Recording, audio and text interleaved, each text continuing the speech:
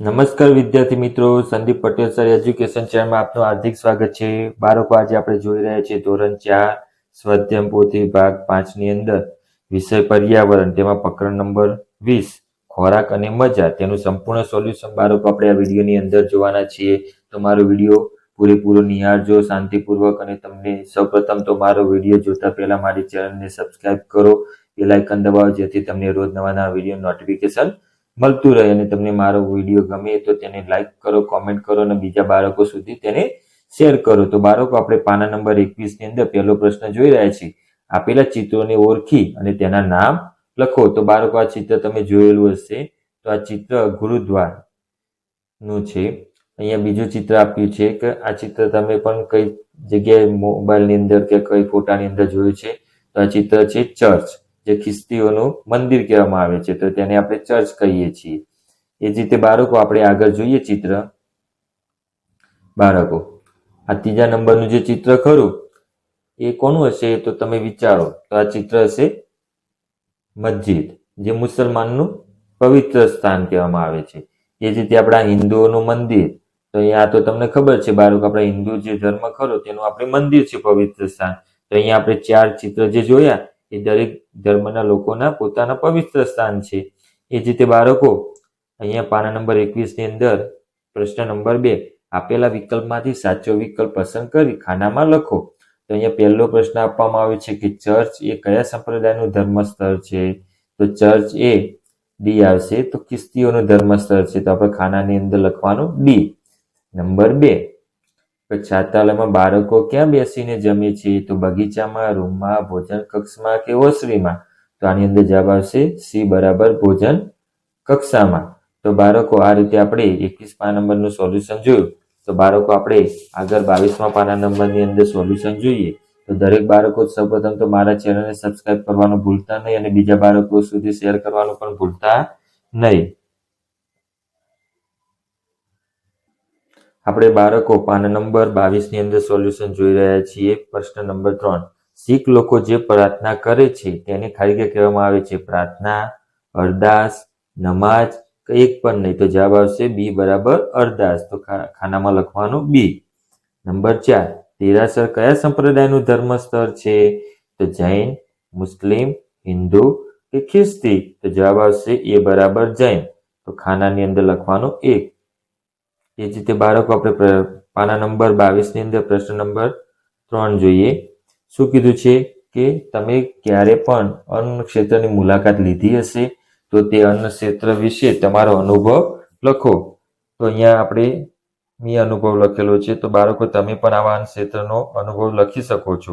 તો અહીંયા અમે શાળામાંથી પ્રવાસ ગયા હતા, ત્યારે અંબાજી મંદિરમાં આવેલા અન્ન ક્ષેત્રની મુલાકાત લીધી હતી. તો બાળકો, અંબાજીનું જે મંદિર ખરું આપણે બનાસકાંઠાની અંદર આવ્યું છે, તેના અન્ન ક્ષેત્રની વાત કરવામાં આવે છે, ત્યાંની મુલાકાતની વાત કરવામાં આવે છે. ત્યાં ખૂબ જ સારી વ્યવસ્થા હતી. ત્યાં સ્વચ્છતા ખૂબ સારી હતી. લોકોને ડાઇનિંગ ટેબલમાં પણ બેસેલા હતા. પીરસનાર બધાને પ્રેમપૂર્વક ભોજન પીરસતા હતા. ત્યાં સારું ભોજન આપવામાં આવે છે અને બધા આ અન્ન ક્ષેત્રમાં ભોજન લેતા હતા. તો આ અન્ન ક્ષેત્ર જે ખરું એ ખૂબ જ સુંદર અને સ્વચ્છ હતું, અને ત્યાં દરેક લોકોને સારું સારું ભોજન મળતું હતું. તો આવા તમે ઘણી જગ્યાએ અન્ન ક્ષેત્ર ચાલતા હશે ગુજરાતની અંદર. વીરપુરની અંદર જલારામ બાપાનું, બગદાણા, એવી રીતના ચોટીલા. તો ઘણી જગ્યાએ આવા અન્ન ક્ષેત્ર ચાલતા હોય, ત્યાંનું પણ અન્ન ક્ષેત્ર તમે લખી શકો છો. બાળકો, આપણે આગળ જોઈએ પ્રશ્ન નંબર 4. તો પ્રશ્ન નંબર 4 ની અંદર શું કહેવામાં આવ્યું છે કે વિધાન ખરા છે કે ખોટા તે ખાનામાં દર્શાવવાના છે. તો નંબર 1, ગુરુદ્વારમાં રસોઈ કરવી અને જમવું તેને જમણવાર કહેવામાં આવે છે. તો જવાબ આવશે ખોટો. નંબર 2, છાત્રાલયમાં ભોજન જાતે બનાવવું પડે એ વાત ખોટી છે. તો જવાબ નંબર 3, છાત્રાલયમાં તહેવારોની રજા હોય છે એ વાત સાચી છે, તહેવારોમાં રજા હોય છે.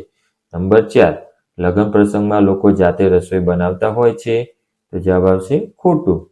નંબર 5, શાળામાં મધ્યાહન ભોજન જમવાનું બનાવવા રસોઈયો હોય છે એ વાત સાચી છે, રસોઈ હોય છે, રસોઈયા દ્વારા તેનું ભોજન બનાવવામાં આવે છે. બાળકો, આપણે પાના નંબર 22 ની અંદર પ્રશ્ન નંબર 5 ખોટો શબ્દ ચેકી નાખો. તો નંબર 1, ગુરુદ્વારમાં રસોઈ કરવી અને જમવું તેને લંગર અથવા જમણ કહે છે. તો જમણ ચેકી દેવાનું, તો જવાબ આવશે લંગર. નંબર 2, છાત્રાલયમાં વાસણ ધોવાનું કામ બાળકો અથવા તો વાસણ ધોવાવાળું કરે છે. તો આની અંદર જવાબ આવશે બાળકોનું ચેકી દેવાનું, તો વાસણ ધોવાવાળું હોય છે. એ જ રીતે આપણે આગળ જોઈએ. ત્રીજો નંબર, ઘઉંના લોટનો શીરો બનાવવા મીઠું અથવા તો ઘી વપરાય છે. તો શું વપરાય છે બાળકો? ઘી વપરાય છે. તો મીઠું ચેકી દેવાનું. તો આ હતા 22મા પાનાનું સોલ્યુશન. બાળકો આપણે આગળ 23મા પાનાનું સોલ્યુશન જોઈશું. નંબર 4, શીખ લોકોનું ધર્મસ્થળ ગુરુદ્વાર મસ્જિદ છે. તો આની અંદર મસ્જિદ ચેકી દેવાનું, જવાબ આવશે ગુરુદ્વાર. નંબર 5, આંખ બંધ કરીને ઢોલકનો અવાજ સંભળાય છે અથવા તો સંભળાતો નથી. તો સંભળાતો નથી ચેકી દેવાનું, સંભળાય છે. બાળકો એ રીતે આપણે પાના નંબર 23 ની અંદર પ્રશ્ન નંબર 6 પ્રશ્નોના જવાબ લખો. નંબર 1, તમે કે તમારા ઘરમાંથી કોઈ છાત્રાલયમાં રહેલું છે? જો હા તો કોણ? તો હા, મારા ઘરમાંથી મારી મોટી બહેન છાત્રાલયમાં રહીને અભ્યાસ કરે છે. આ રીતે તમે તમારો મોટો ભાઈ અથવા તો મોટી બહેન ગમે તે કોઈ હોય તો તમે તેને દર્શાવી શકો છો. એ રીતે બાળકો આપણે બીજો પ્રશ્ન જોઈએ. નંબર 2, છાત્રાલયમાં બીજી શાળા કરતા કેવી રીતે અલગ હોય છે? તો બીજી શાળા ભણતા બાળકો રજા પડતા ઘરે આવે છે, જ્યારે છાત્રાલયમાં બાળકો જમવાની અને ભણવાની સુવિધા ત્યાં જ હોય છે. નંબર 3, શું તમને છાત્રાલયમાં જવું ગમે? કેમ? હા, મને છાત્રાલયમાં જવું ગમે, કારણ કે ત્યાં બીજા નવા મિત્રો મળે અને તેમની સાથે રમવાની મજા આવે. આથી છાત્રાલયમાં જવું ગમે છે. એ જ રીતે બાળકો ચોથો પ્રશ્ન અને 5મો પ્રશ્ન જોઈએ. ચોથા પ્રશ્નની અંદર ગુજરાતમાં કઈ કઈ જગ્યાએ અન્નક્ષેત્રો ચાલે છે? તો ગુજરાતમાં બગદાણા, જુનાગઢ, વીરપુર, દ્વારકા, સોમનાથ, પાલીતાણા, અંબાજી વગેરે સ્થળોએ અન્નક્ષેત્રો ચાલે છે. નંબર 5, તમારા જિલ્લામાં કઈ જગ્યાએ અન્નક્ષેત્રો આવેલા છે? તો અમારા જિલ્લામાં અંબાજીની જગ્યાએ અન્નક્ષેત્ર આવેલા છે. હું બનાસકાંઠાની વાત કરી. એવી રીતના તમે બાળકો ચોટીલ, સુરેન્દ્રનગર હોય, પછી બગદાણા, રાજુલાની વાત કરતા હોય તમે બતાવી શકો છો. એ જ રીતે બાળકો આપણે પ્રશ્ન નંબર 7 જોઈએ કે તમે તમારા મામાના પ્રસાદ માટે શીરો બનાવતા જોયા હશે. તો શીરો બનાવવા કઈ કઈ વસ્તુ વપરાય છે તેની યાદી બનાવો.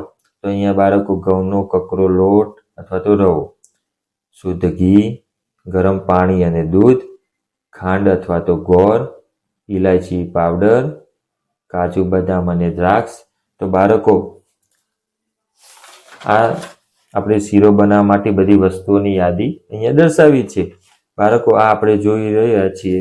તો ધોરણ 4 સ્વાધ્યાય પોથી ભાગ 5 ની અંદર પ્રકરણ